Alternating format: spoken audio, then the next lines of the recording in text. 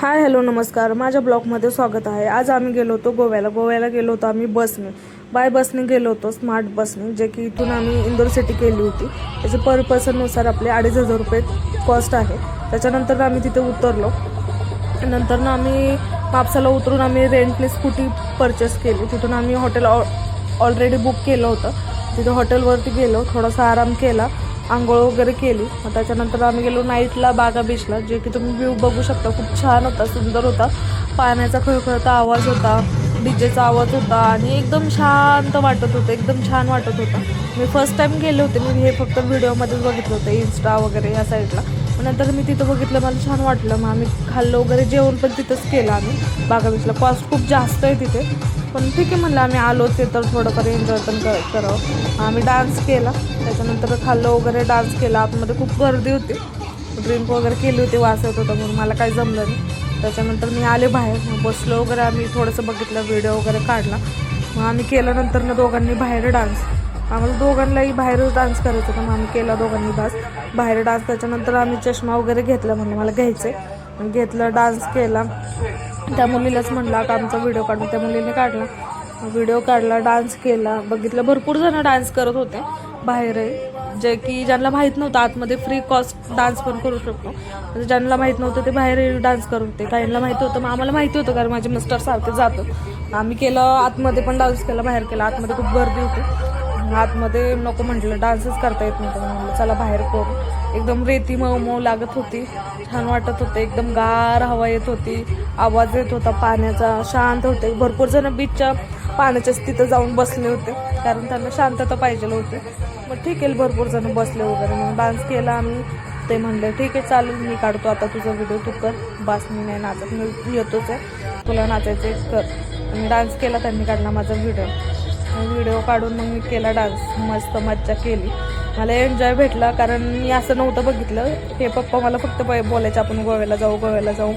मला नव्हतं वाटत की एवढं काय म्हणजे छान असतं किंवा स्वतःचं नाही का, म्हणजे एवढं फ्रीडम वगैरे आहे तिथे की एवढं काय वाटत नाही. आपल्यासाठी ते नवीन वाटतं. आणि इतर ठिकाणी गेलो तर आपल्याला ते आपल्या इथंच आपण असं कल्चर वगैरे बघितलं तर आपल्याला वेगळं वाटतं.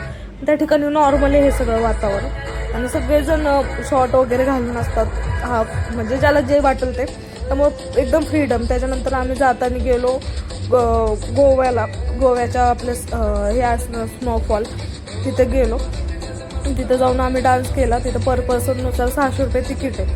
तिकीट काढलं आम्ही. त्यांनी हँड ग्लोव्ज, शूज, टोपी, परत आपले जॅकेट वगैरे दिलं. तर फोटोग्राफर पण असतात, त्यांच्याकडून आम्ही फोटो वगैरे काढले. फोटो काढून मग आम्ही डान्स केला. ऑलरेडी तिथे गाणं वाजतच होते, मग आम्ही डान्स केला, फोटो काढले. नंतर आमची अवस्था अशी डेंजर झाली. माझी ॲक्टिव्हिटी पण केल्या, पूर्ण असे दात वगैरे जाम झाले, एकदम सर्दी, नाकाला पूर्ण पाणीच यायला लागलं, कारण एवढं गार होतं. टेम्परेचर बहुतेक -मध्येच होते. तिथं खूप गार वाटत होतं. मग मी केला डान्स. म्हणलं एवढा डान्स करू आणि आपण जाऊया. म्हणले का? मी म्हणलं नाही, मला गार लागते, माझ्या हातपाय आता चालणार नाही. तर बघू शकता माझ्या पाठीमागं कोण होते काय माहिती, ॲक्टिव्हिटी वगैरे करत होते, त्यांना वाटत होतं.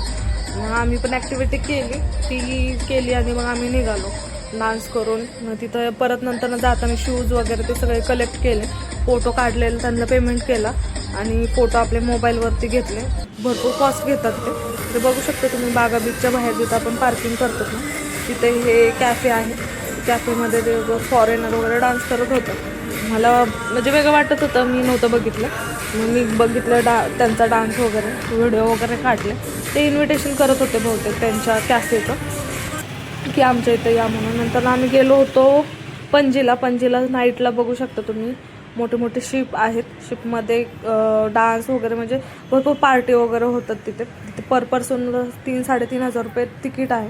आम्ही बघितलं बाहेरून, तिथं पण छान आहे. आम्ही गेलो नाही आतमध्ये, पण नंतर आम्ही बघितलं वगैरे बाहेरनं, लाईट वगैरे छान वाटत, एकदम शांत असं. पाणी वाटत होतं खूप कमी आहे, पण खूप जास्त पाणी होतं. मला वाटत होतं खूप कमी आहे नाही, पण पुढं बघितल्यानंतर खूप खोल येते. छोट्या बोटने घेऊन जातात आणि तिथे आतमध्ये उतरून वरती घेऊन जातात. आणि आम्ही गेलो होतो दारूच्या दुकानामध्ये. मला बघायचं होतं खरंच काय कशा पद्धतीने, कारण आमच्या घरी कोणी ड्रिंक नाही केली.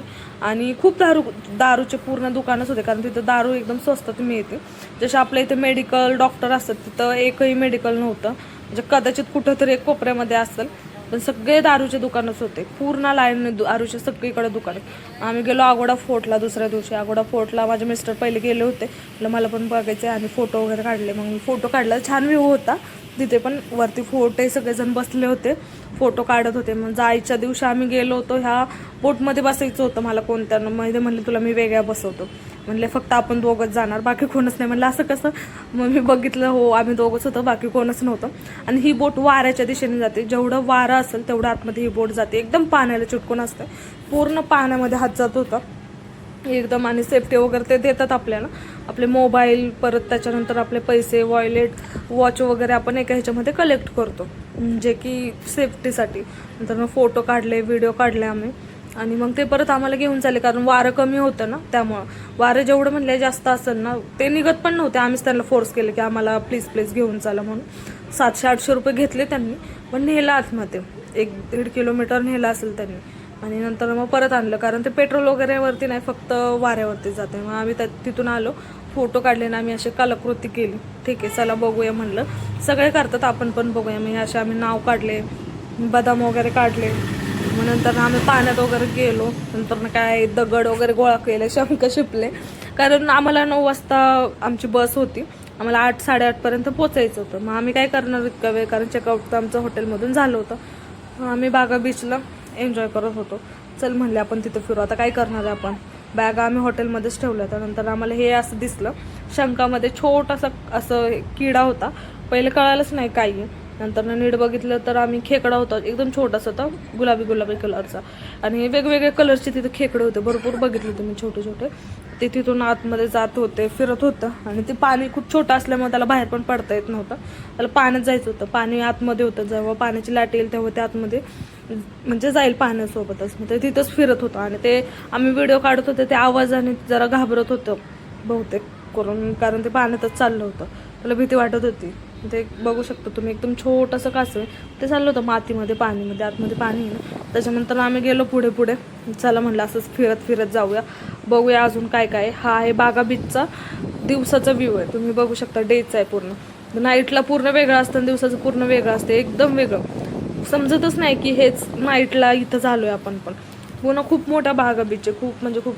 एकच पूर्ण इथून तिथून मोठा पट्टा आहे. तिथं आम्ही गेलो पुढं. मग आम्ही त्याच्यानंतर तुम्ही बघू शकता, ते डोंगर आहे ना, तिथं गेलो होतो आम्ही. घरं वगैरे तिथं एकदम छान वाटत. हे म्हणले चल मी तुला तिथं नेतो, तिथं अजून भारी वाटेल. मग आम्ही तिथं कोपऱ्यामध्ये गेलो, एकदम आतमध्ये, एकदम शेवटला आहे तो डोंगर.